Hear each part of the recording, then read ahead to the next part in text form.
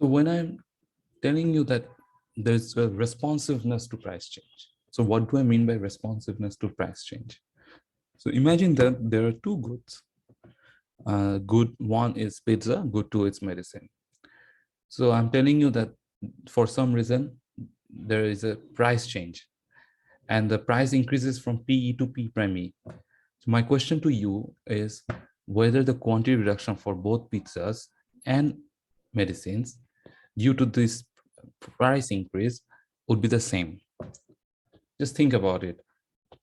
Well, ideally, it should not be the same because medicines are necessary goods. So even if there is a change in price, uh, it is more likely that the quantity reduction for pizzas would be much greater than the quantity reduction for medicines. So this is what actually elasticity talks about. And as I mentioned earlier, we are going to show you the different types of elasticity, and as well as we're going to show you with using different examples. So last thing is like, okay, necessary goods actually tend to be inelastic, and flatter curve reflects higher elasticity, whereas steeper curve reflects higher inelasticity.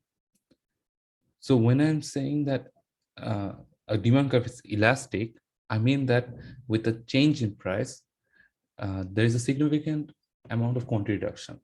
So here the uh, demand curve for pizzas is an elastic demand curve, right? Because due to the price change, you see the quantity reduction is from QE to QF, and it is a significant amount of reduction.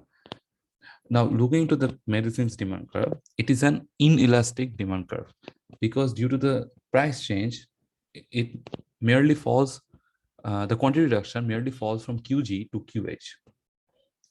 So I'm going to show you another graph. So this is the, let's say, demand curve of one good. Now, for some reason, the demand curve pivoted. When it pivots downwards, it is becoming actually flatter. So what it means that it is becoming more elastic. On the contrary, if the demand curve pivots outwards or rightwards, you see it's becoming more steeper. So the light red or pink line actually reflects a steeper curve.